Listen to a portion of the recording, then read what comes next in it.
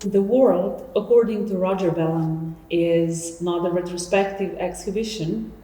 However, it does offer an overview of the whole artistic career of yours. How could you describe the shifts within the Ballenesque aesthetics in terms of subjects, your approach, as well as technical aspects, which one can see within your career in last 4 decades since you live and work in South Africa? The World According to Roger Ballen exhibition has photographs from approximately 1995 to 2019. Previous to 95, I would say my photographs had an active documentation in it. So I think the format and the style that I was photographing in wasn't necessarily Ballenesque. It had aspects of other historical figures in the field of photography. Beginning in 95, I think the so-called Ballenesque aesthetic started to develop with increasing speed. So during the period 95 to 2000, I was focused on human subjects, and most of the pictures in the project were portraiture. But this portraiture was very particular to my newly discovered aesthetic. We could say that the photographs were taken in a so-called theater of the absurd. It was like a theater of Roger Ballen and a theater of the subjects. It was more than just documenting them. It was a transformation. And this transformation of the subject, the people, the places, the animals, everything else started to, I think, really developed in the 2001, 2002, 2003. So beginning in 2002, the portraiture disappeared, and this was replaced by animals, still lives, drawings, and objects. And over the next 15, 20 years, these aspects got, I think, more sophisticated. The interaction between these objects and people and animals became more sophisticated, more developed, more complex, to the point where one could easily notice that they were from a particular person transforming the world through a particular aesthetic. Would you say that drawings, wires, animals, people, real versus unreal, apparitions, and color, the new themes that you have shaped up in this exhibition, present actually the main subjects that interest you throughout your career? That's correct. So we chose these particular themes because these themes pervade the work, I would say, again, from 1995, although portraiture pervaded the work prior to that, but which could be correlated to people. But these themes that I chose here are prevail in most of the photographs from 95 to the present, and continue to prevail in different ways. So it's not that I couldn't think of other themes, but I found these themes very prevalent and throughout this entire period, and it could be seen when put together. One gets a partial sense of the development of the work over this period, and as well as how the themes interacted through the same period. However, the color does crucially define the latest shift of your artistic expression. So how does the color define the photograph? And after being well known by many iconic black and white photographs, what extra tool of photographic language did the color offer to you, and what made you finally use the color? Well, for nearly 50 years, I commonly stated that I wasn't interested in color. I had no interest whatsoever. And this, just by chance, Leica camera gave me a digital camera to produce the Ballenesque video when the book came out. And so during this time, I was making the video, I took some pictures with this digital camera. I hadn't owned a digital camera prior to that, and I was thoroughly amazed at the quality of the color work. In fact, because it was digital, I could take the color and make it into black and white, but behold, in some cases, the color I felt was superior. So this was really a huge surprise to me, huge. And I started to take more and more of these pictures in color, and I started to get in the habit of that, and I started to enjoy it. And it was a new challenge, a new zone, something else to work with that sort of supplemented my career and also expanded my aesthetic in one way or another. So I've enjoyed taking pictures in color, and what makes a difference between a color and a black and white picture? Well, this is a really difficult question. Black and white is, I guess, is a more abstract art form. It's more reduced, pure tonality form of tone and color, if you want to say that, because black and white is color in its own way. It's just more reduced. And so the shift to color was, believe it or not, it was a very easy one. It happened immediately. I guess because I was always interested in painting and actually understood how colors work. So it wasn't a difficult shift. It was almost natural. But I think what is interesting in the color pictures that I've taken over the last 4 years is that I would call them monochromatic color. They're not bright, saturated photographs. They're somewhere in between that and black and white. So you might want to say there's a slight aspect of black and white, monochromatic coloring in them, but also their color. So it's sort of a compromise, I guess. And so it's been challenging, and I'm really happy with what I've come up with so far, and will continue in color at least until the next book comes out. It seems this still is Ballen-esque, but in color, right? Yeah, I mean, creating the same pictures in the same way, although as time goes on, you develop new techniques using new subjects, and so it's never, shouldn't never be the same. There's always links to the past, but the true challenge in what you're doing is, to change as you change as the environment changes. It's a formative process, like working with clay or something. It shouldn't be just trying to repeat what you did in the past, so there's no point in doing it for me as an artist. It's always, the challenge is always to somehow or another make a comment of where your mind space is at any particular time, and expand that. And if you're using the same techniques and ideas that you use prior to that, well, you're not probably doing a very good job in finding that new mind space. How does the mind convey the image to the hand for it to create a drawing, and where does the drawing ends and the photograph begins? Well, how the mind conveys its imagery to the hand is quite mysterious. One doesn't actually know what's happening.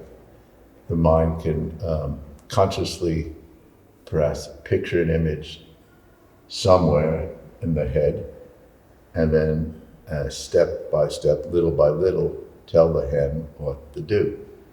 On the other hand, sometimes, especially when I draw, there's no image there. It's more like a free-for-all, and as I start moving my hand, the image comes out of the wall. So how this happens, I don't know. I always say that the hand and the mind, the hand is actually revealing the primal Roger Ballen. The hand is revealing something that the mind itself isn't necessarily verbally aware of. So how does drawing work with photography? Well, again, the drawing has to be organic within the image. So there's no point to making a drawing on a wall or on something and it doesn't fit the image. It has to be one with the image. And sometimes the pictures begin with drawings, say on a wall or on an object. And then you have to work with the drawings to extend the meaning of the picture. And then sometimes you put a picture together, except for the drawings, and then you decide that it would be helpful and add another layer of so-called meaning to the picture to start to place drawings within the worked out photograph. So it's interactive. It has to be interactive. And sometimes the drawing really enhances and changes the meaning of the work. Sometimes the objects assist link the meaning of the drawing with the picture. And sometimes they don't work together at all.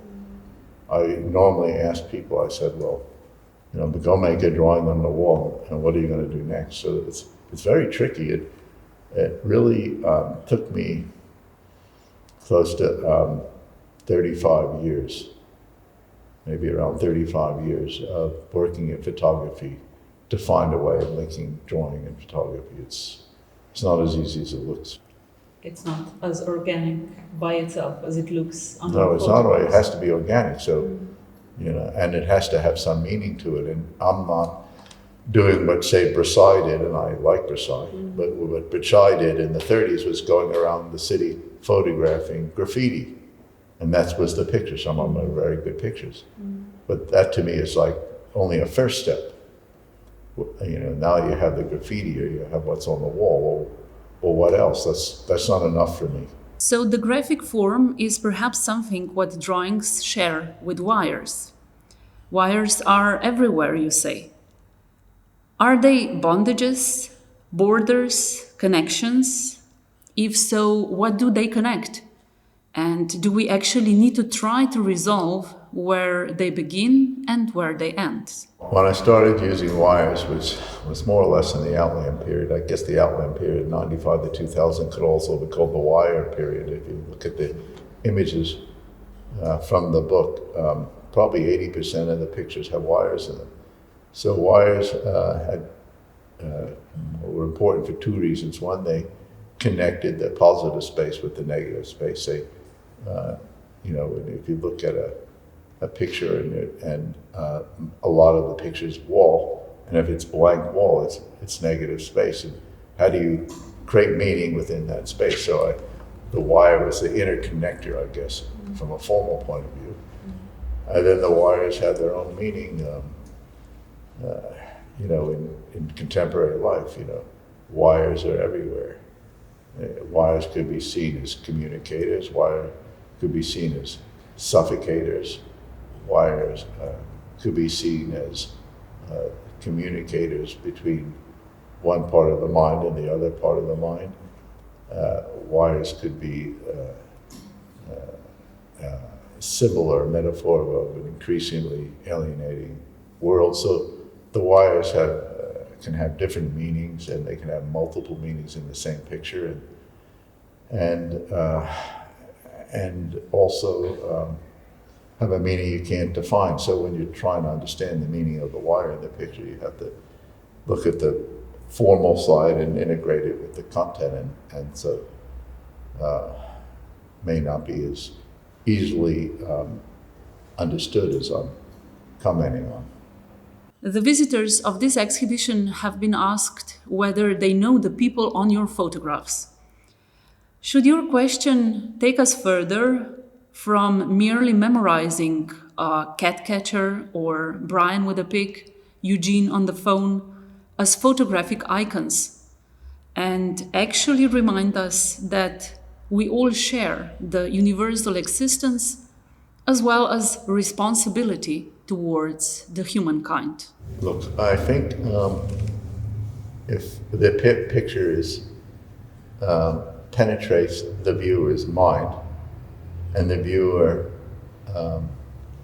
identifies with the work emotionally in some way, which we can't define, then it is the viewer's reality.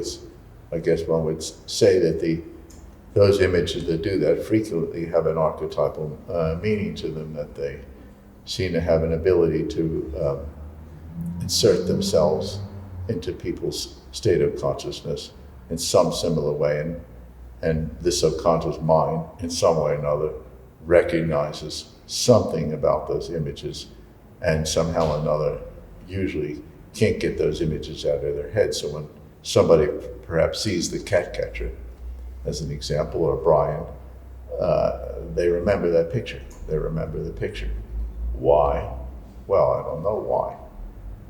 Because it's all about brain cells, how they work. I don't know how brain cells work. So for some reason, that might be called an archetypal photograph. And whether they see themselves in the picture, or whether it has some relationship to the human past, hundreds of thousands of years ago, the human evolution, or whether it represents something they try to avoid. I can't say. Everybody's got a, people's reactions are almost difficult to understand and quantify, because people use words, but the words can have a general meaning and usually aren't very specific. So the words cover up sometimes in very insufficient ways of revealing somebody's state of mind. But so I think these early pictures, I guess just to summarize, have something archetypal about them, and that's why people remember them. I don't. It's a very hard concept, and it's not exactly clear why and how this happens. So archetypes might have something to do with the primordial aspects of human nature. That brings us back to your turn from people to animals as subjects of your photographs. However, how do you manage to address both? The animals with human abilities and people with animalistic traits? There's no doubt animals have their own personality. I mean, I specialized in rats for 5 years, and seeing rat litters. The mother rat may have 10 babies, and all those rats are different. That's a rat. And I'm sure if you even go down the cycle and deal with the more primitive forms of life, you might even find the same. So, everything on the planet has an intelligence to it. And, there was a point, I would assume, where animals, humans, whatever, in a way, came from perhaps some sort of similar core, and then they split here and split there. But we carry the same core with us from species to species, and it's always interesting to me that if you dissected a rat, dog, if you look at the body itself, they have a heart, they have stomach, they have lungs, they have glands. Everything's almost the same, except that this part is a little bit bigger here, but everything else is the same. And so if this didn't evolve, but this evolved in a different way, it means that what's up here is probably very similar to what's in those animals. So I'm always trying to find the link between the animal and the human. What's human about animal, and what's animal about human? And this has always been a singular interest of mine since my teens. And I guess I keep trying to dive into this issue visually. On the other hand, I think it's very important when you look at these pictures, which really started in a sort of a concerted way, perhaps about 2010, with Asylum of the Birds, the rats, and other animals. You can see that the animals are habitating a space that they're not very comfortable in. It's quite an alienated space. It's a space of chaos, breakdown, and the link between the humanity, whether it's through their objects or with the people itself, isn't necessarily a harmonious one. So I really wouldn't want to say that although there's a crossover between humanity and the animal, that this is a very comfortable relationship. It's not, you can see in the pictures. Let's move on to the topic of real versus unreal. Can dreams be real and reality a dream? How much do we recognize our subconscious level through archetypes that are constructed by photographic language? Difficult philosophical questions I hardly can answer because, you go back to the question, what's real? And can you prove reality? And where did anything come from? So this is a very difficult question, but to try to answer it at a more practical level, if we say that the dream element of the mind is the subconscious mind, and the conscious mind of the human being is the more scientific mind, then it's very crucial for me, at least in photography, to be able to use both sides of the mind. Some people call it the right side and the left side, the front, the back, whatever it would be. So for me, when I create these pictures, it's an art and a science. And when I generalize and say the art comes from the subconscious mind, the dream mind, and the science side is the more conscious mind, which is 50 years of taking pictures. So in order to make these photographs, you have to have a scientific approach, but you also have to be creative and imaginative at the same time. So I guess that would be maybe a more practical way of trying to define whether dreams are real or real as dreams, because we'd never get to the answer to that one, never. The Theater of Apparition series, which you've created kind of a decade ago, does it also not answer that question?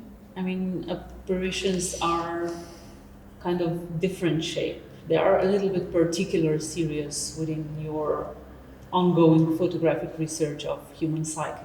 The Theater of Apparitions was a very special project in my career because it was like taking pictures of drawings or paintings. In most of my photographs, it's three-dimensional space. It's real objects, real people, real animals, but this was basically photographing drawings that evolved over 8 or 10 years that I made on glass windows, and the technique became more and more sophisticated. I came up with new ideas to develop this technique, and I guess the purpose of the whole series was trying to photograph the so-called invisible, what happens to you when you die.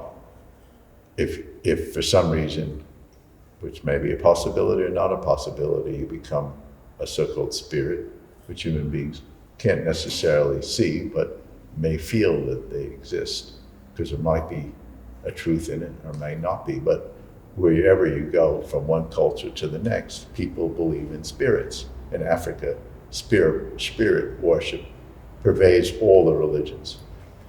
So the idea of trying to, at least in my own personal way, visualize through the camera and through the hand this spirit world was of a particularly interesting challenge to me. I was trying to cope with this question, whether there's any objectivity to it or not, who knows, but at least it was an attempt. Not necessarily apparitions, but still very uncanny, are also the installations seen here in Jakopič Gallery. You name them photographic installations because they have this crucial connection to reality, which is transferred to your photographs. They are brought together from many different objects of diverse origins. Most of them traveled from South Africa, other from previous exhibitions in France, so some you also found in Slovenia during your stay. How do you conceptualize an installation and connect it to the photographs which are hanging on the walls around them? Well, I guess beginning in about 2004 or 5, I started to get obsessed with still lives. So initially the still lives were not big so-called installations. They were put on a shelf and photographed.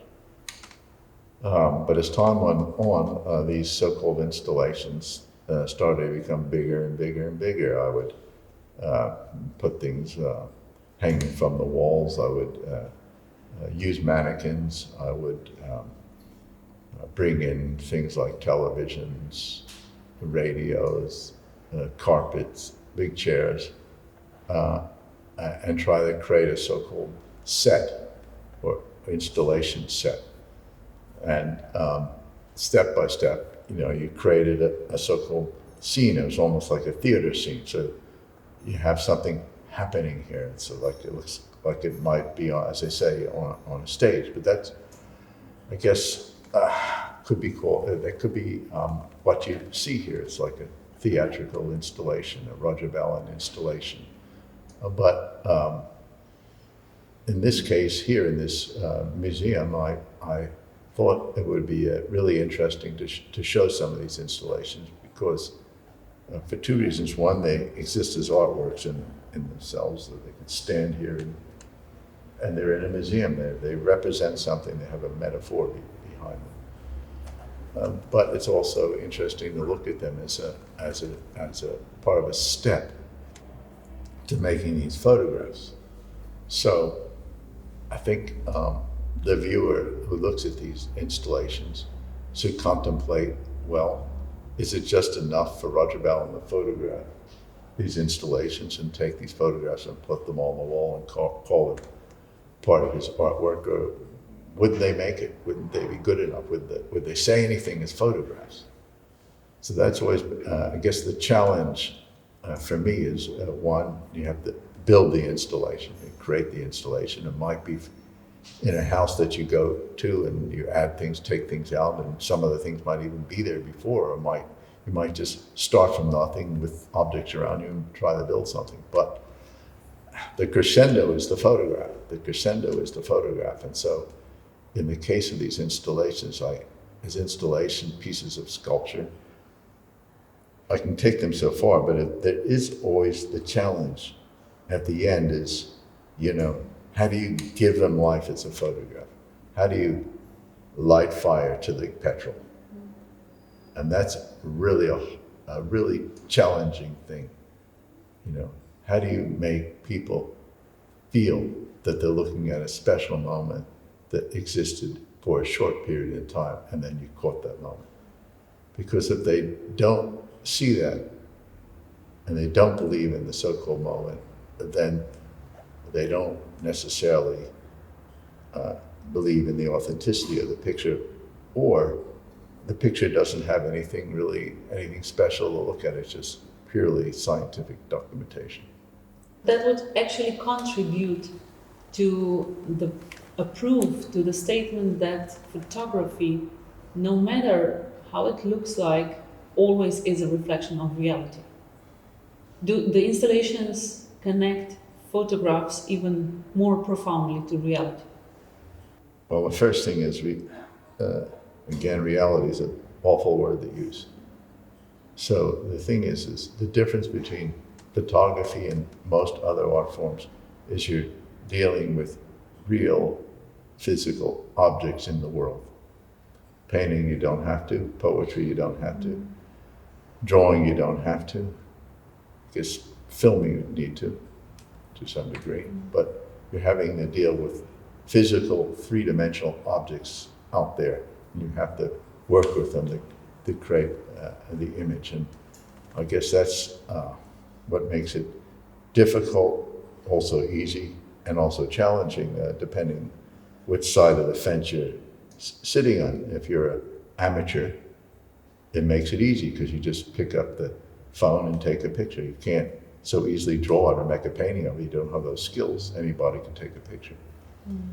On the other hand, if your goal is to so-called transform reality, transform consciousness, then it's quite a sophisticated process. It's extremely difficult, and